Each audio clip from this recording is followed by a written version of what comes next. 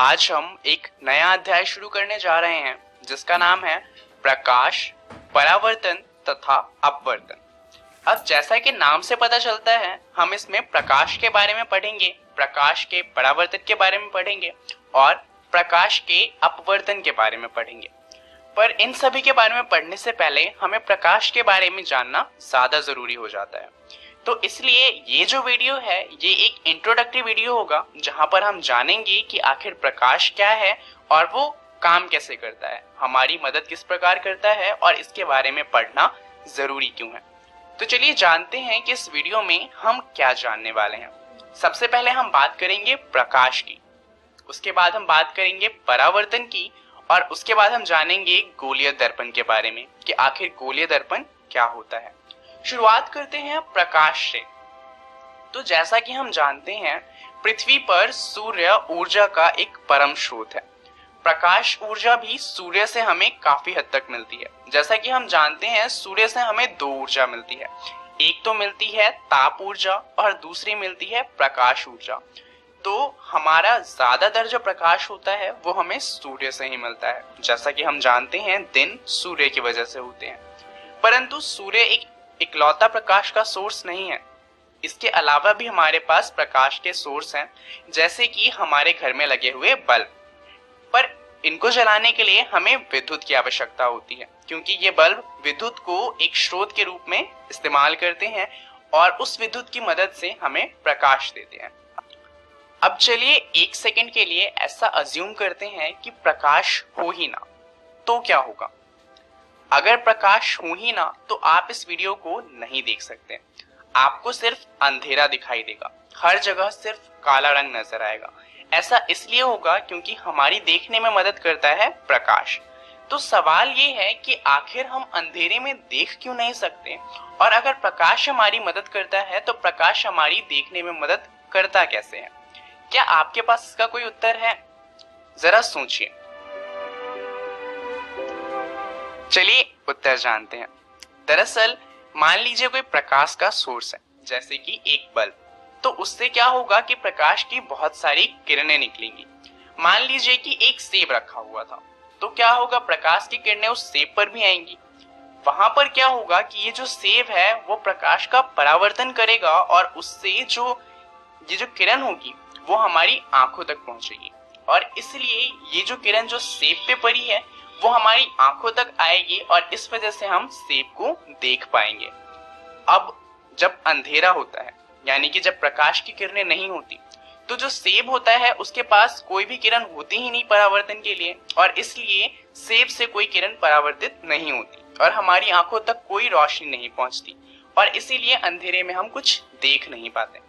ये कारण है कि हम अंधेरे में देख नहीं सकते।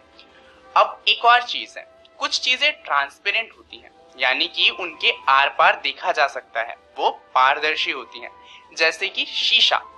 तो आखिर इसका रीजन क्या है?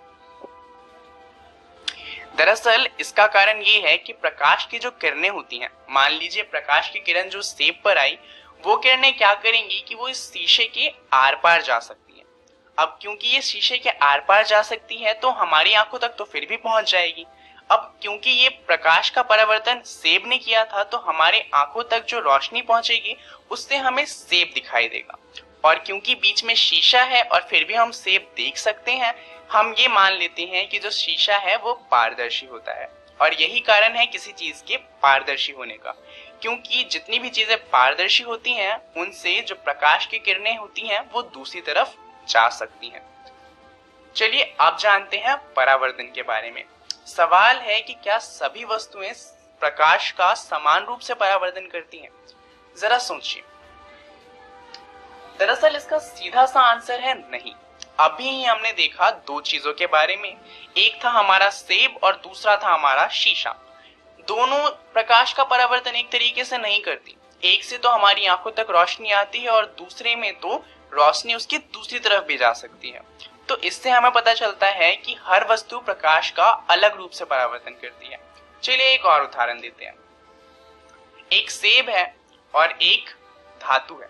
हम जानते हैं कि जो सेब है वो रोशनी का परावर्तन उतने अच्छे से नहीं कर पाता, परंतु जो धातु होता है वो रोशनी का परावर्तन बहुत अच्छे से करता है और इसीलिए धातु बहुत ही ज्यादा चमकदार होता है। चमकदार धातुओं की बात करी है तो सबसे चमकदार धातुओं में एक धातु है सिल्वर, और ये इतना ज्यादा चमकदार होता है कि हम इसे शीशा बनाने के लिए इस्तेमाल करते हैं। इससे हम कई तरह के शीशे बना सकते हैं, जैसे कि यहाँ पर उदाहरण दिया हुआ है समतल दर्पण का। दरअसल हम जितने भी तरह के दर्पण बनाते हैं उन सभी में हम सिल्वर का इस्तेमाल करते हैं, क्योंकि सिल्वर बहुत ही अच्छे से परावर्तन करता है और इसलिए उसके अंदर जो प्रतिबिंब दिखता है वो काफी हद तक बिंब के बराबर होता है और इसीलिए वो परावर्तन काफी अच्छे से कर पाते हैं और उनका इस्तेमाल किया जाता है दर्पण बनाने के लिए। अब चलिए परावर्तन के कुछ नियमों को जानते हैं। प्रकाश के परावर्तन का पहला नियम है आपतन कोण परावर्तन कोण के बराबर होता है। अब आपतन कोण और परावर्तन कोण क्या होते हैं, इसे जानने से पहले हमें ये जानना होगा कि आपतित किरण और परावर्तित किरण क्या होती है। अब आपतित किरण वो किरण होती है जो सोर्स से आई है, जैसे कि मान लीजिए बल्ब से जो रोशनी निकलती है वो आपतित किरण कही जा सकती है। आपतित किरण वो किरण होती है जिसका परावर्तन अभी होना है, तो आपतित किरण आएगी दर्पण पे और उसका परावर्तन होगा और उससे बनेगी परावर्तित किरण। अब आपतित किरण जिस पॉइंट पर दर्पण से टकराएगी उस पॉइंट पर अगर हम एक परपेंडिकुलर खींचे तो उसे कहा जाता है अभिलंब। अब अभिलंब और आपतित किरण के बीच में जो कोण बनता है उसे कहा जाता है आपतन कोण, और अभिलंब और परावर्तित किरण के बीच में जो कोण बनता है उसे कहा जाता है परावर्तन कोण। और ये जो आपतन कोण और परावर्तन कोण होते हैं ये हमेशा बराबर होते हैं परावर्तन में। इसका दूसरा नियम है कि आपतित किरण, अभिलंब तथा परावर्तित किरण सभी एक ही तल में होते हैं। अब इसका मतलब ये है कि आपतित किरण, अभिलंब और परावर्तित किरण जो है वो तीनों मिलकर एक 2D इमेज बनाते हैं और इसीलिए वो तीनों ही एक ही तल में होंगे। चलिए अब जानते हैं आभासी और वास्तविक में अंतर। दरअसल जो प्रतिबिंब शीशे के अंदर दिखाई देते हैं उन्हें कहा जाता है आभासी, और जो शीशे के बाहर बनते हैं उन्हें कहा जाता है वास्तविक। उदाहरण के लिए समतल दर्पण जो होता है वो हमेशा आभासी प्रतिबिंब बनाता है, क्योंकि हम जानते हैं जब हम दर्पण के आगे खड़े होते हैं तो समतल दर्पण में क्या होता है कि हमें हमारा प्रतिबिंब शीशे के अंदर दिखाई देता है। जब इस तरह का प्रतिबिंब बनता है जो शीशे के अंदर हो उसे कहा जाता है आभासी, परंतु अगर वो प्रतिबिंब शीशे से बाहर बनता है और हम उसे किसी पेपर पे देख सकते हैं तो उसे कहा जाता है वास्तविक। अब ये जो होता है ये कभी भी समतल दर्पण में नहीं होता, ये होता है गोलीय दर्पण में। गोलीय दर्पण दो प्रकार के होते हैं, एक होता है अवतल दर्पण जो कि अंदर की तरफ मुड़ा हुआ होता है और दूसरा होता है उत्तल दर्पण जो बाहर की तरफ उभरा हुआ होता है। चलिए जानते हैं कि ये बनते कैसे हैं। दरअसल गोलीय दर्पण वह दर्पण है जिसमें एक गोलाकार सतह से कटे हुए टुकड़े के आकार होते हैं। उदाहरण के लिए ये एक गोलीय दर्पण है। मान लीजिए हमारे पास एक शीशे की बॉल है और अगर हम इसे दोनों तरफ से काट दें तो हमारे पास कुछ इस तरह का शीशा बच जाएगा। अगर हम इन दोनों शीशों से दर्पण बनाएं तो जो दर्पण बनेंगे वो गोलीय दर्पण कहलाएंगे। अगर हम गोलीय दर्पण की बात करें तो उन दर्पण में एक तो होता है हमारा मुख्य अक्ष, उसके अलावा इसके अंदर होता है एक मुख्य फोकस और एक होता है वक्रता केंद्रक और उसके अलावा एक होता है हमारा ध्रुव।